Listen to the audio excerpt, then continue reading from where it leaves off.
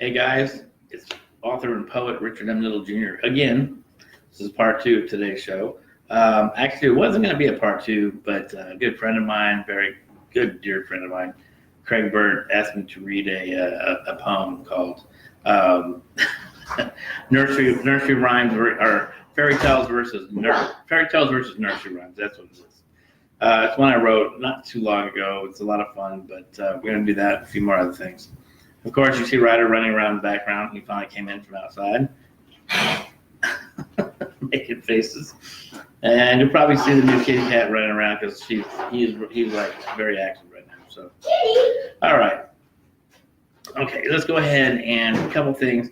So Ryder had his very first dentist appointment today. He had 3 cavities. Yes, I did. Yes, you did. He had 3 cavities. They got them all filled and everything. He did so good.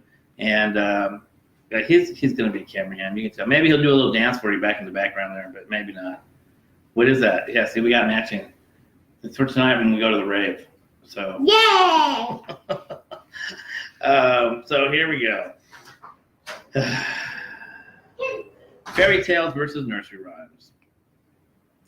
Even though fairy tales more than never ever come true, and happily ever after is only the ending of many Disney cartoons, you still could find yourself in a sort of real-life reality, living in a convoluted child's tale or even a nursery rhyme, if that's what you want to call it.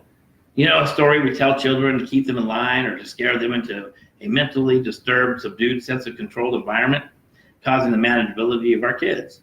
In other words, we scare the shit out of them, like chopping off the tails of 3 blind mice with a bloody butcher's knife, or getting cooked alive like Hansel and Gretel. Or if when they don't listen, or a big bad wolf eating Little Red Riding Hood, which kind of sounds like a sexual innuendo. Or like 2 people that used to be a couple. Ooh-wee, I'm going to be stuck on that, huh? 2 people that used to be a couple, sitting there in an eerie silence on a completely opposite sides of a king-size bed in what used to be their room together, as neither one would say a word to the other while both are staring at the blank empty walls or the outline of many picture frames that are no longer hanging on the wall, sticking out like a sore thumb, causing them to begin remembering all their happy times that they had had at one time in the past, and all those painful memories that will slowly fade away over time. And then they started thinking about the future, knowing that they both had a very lonely one ahead of them. Until he took a deep breath, said quietly under his breath, "Sometimes it takes more than love to stay together, and we have had too much happen already between us to trust each other, which means we can no longer be together, either as friends or even as lovers. For even like all the king's horses, all the king's men, can never put Humpty Dumpty back together again. So is all of our love and affection now. Gone, wasted away, as there has been too many lies of the bedroom kind that God may just indeed forgive, but I will never forget. All the pain that came from a broken heart, and just like an egg that has fallen apart, there is no way to ever make it whole again. And though we both promise each other together forever, I believe it's time to part ways or walk away and try to remember only the good times before the bad times win." And even though they did not live happily ever after, they both had the chance to find happiness without the other, which was better than living a life in misery altogether. The end. I like that one too. It's good. It's different. Craig, I hope you like that. That's the one you wanted to hear. If anybody has any, like I said, if you guys have a piece of poetry that I have not ever said, well, may or not have done live, then just email me, message me, text me, and I'll get online to do it. That's as simple as that. I enjoy my fans and my friends. Again, like I said before, if it wasn't for you guys, I wouldn't be here. And if it wasn't for poetry, there's a lot of us that wouldn't be here. I know poets. I mean, you can call yourself a poet until a poet calls you a poet, though you're not really a poet. I think poet was said 5 to 6 times in that one, right? I get triple, right? Triple kidding. I'm just kidding. So, I'm going to keep on going. You might as well, right? Let's see what else we got here. It's always when I go live, and this is a lot. I think that, I just saw a poem that I don't think I finished. I didn't finish it, but listen to this one, guys, because I like this one. Once upon a time is how I would begin our story, if I ever wrote a book on you and I, but it is far from any kind of ending with a happily ever after, as ours was definitely not. any sort of fairy tale or wish come true from a falling star or wishing well. No, our story is one from the library of hell's hearts that broke into so many pieces that even all the king's horses and all the king's men cannot ever put them back together again, no matter how hard they try. With more teardrops that have fallen than raindrops from the sky, with so much hurt, anger, and hate and pain that when you hear the story, nobody would believe it anyway. And plus, they would probably lock me up as I am totally crazy and completely insane. That was the next one coming out, and here we go, Oreo. Thank you for clawing me. That hurt. He's my parrot, so you guys know. Anyway, that one I'm trying to put together. I think maybe I'm going to pass that around to some of our poet friends, and we might just go ahead and work on that one together.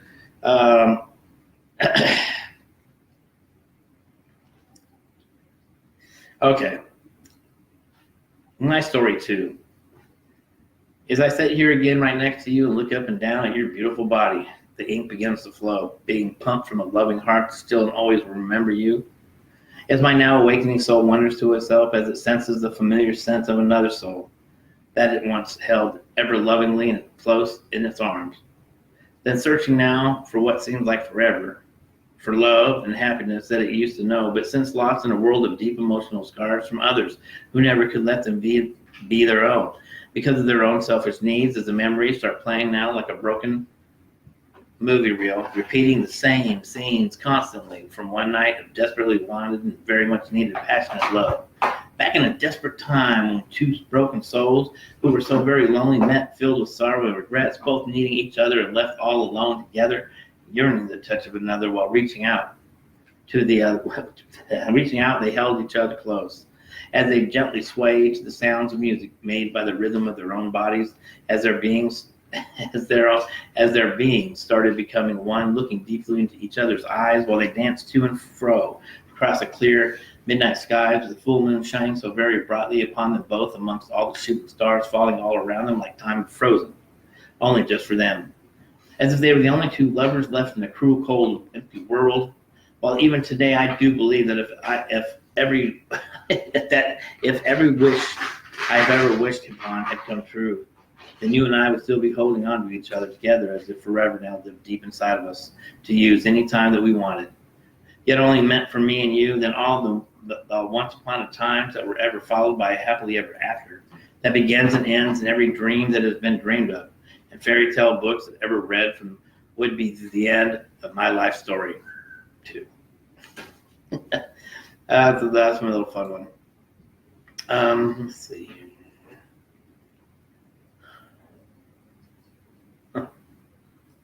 This one is called Forever as Friends, We Will Always Be.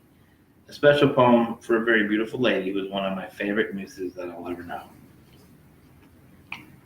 When we are alone together, which is very rarely, like a total eclipse of the sun, and are able to finally speak freely with one another, all you want to talk about is we cannot fall in love. To each other, trying to act like it was such a bad thing, like falling in love with you would be a wrong thing, yet sleeping with the other is okay, as long as you say it's different. Because it's just sex thing. Well, let me see. This may be an age difference thing, but having sex is making love, at least that's what I always read. And that you held off having sex until you got married, and that was who you loved forever. Not just a minute, an hour, a day, or just to get laid, or for revenge or even trade. For one thing or another, then almost daily complaining that you're done being a tramp. So now you want to find the one who will fall in love with you, making all your dreams come true, causing it to be true to them and yourself, and then living happily ever after the end. Made myself laugh so hard I peed myself. For you should know that fairy tales, silly girl, do not exist here in the real world. Do not believe in making a million wishes. They don't work either. So stop trying to fool yourself with this nonsense. And think back and remember, for you see, when you say to me, don't fall in love with me, we can't. I shake my head because I've already fallen in love with you once way back, when my soul had never forgotten the night when we kissed, so it kind of makes you wonder. When it ended because of circumstances not in our control, without a scream or a shudder. We had never had a fight, so we had to walk away, never saying anything. Yet whenever we are together, whenever we saw each other, we both knew that nothing changed. For the truth that always came between us and the honesty that had bounds us back then still, exist even today. And remember, the best friends forever do indeed love each other. And you see, sweetheart, you have and will always be my best friend I have ever had. And oh, one more thing. The one you were looking for, you had already found. He's still around because he thinks about you every day. He has always been and always will be till the very end. Thank you. Thank you. Thank you. I totally forgot about that one. That was way forgotten about. I wonder why. Let me see. Destinations Unknown. So this is an epic. This is my epic mini poetry trail of two souls, and this is the very beginning. And part one. There's part 2, 3, 4, 5, and 6. It might go on forever, but it's still going to be my legacy poem. It's called the epic poem itself is called Poetry. The Poetry of Two Souls. This is number one poem on this epic poetry. This one's called Destinations Unknown. I wrote it after watching, what is that? The one with, what is it? They're going off the air this year after about 12 years, and I can't remember who it is, but it's one of the, can't remember nothing. Anyway, here's the beginning. It's called Destinations Unknown. Now imagine this, seeing this or hearing it, like you're back in the classroom, back when we used to do with the reel-to-reel playing up on the thing, the screen. You know, today we're learning about space. Back in the day when it was black and white, everything was cool. This one's called Destination Unknown. When two lonely souls collide on a collision course of love, amazing things will happen from the celestial fields high above, as they now all rejoice that two of their beautiful souls have finally come together in a matrimonial binding of love. The cosmic rays from whereabouts of destinations unknown will sometimes come together to form a parallel paradox universe from where love had actually begun. And that, in turn, I'm happy to say, will cause some abnormalities in the ratio of two souls becoming one, meaning that 2, 1 plus 1 more lonely souls in this world are no longer lonely anymore. Further,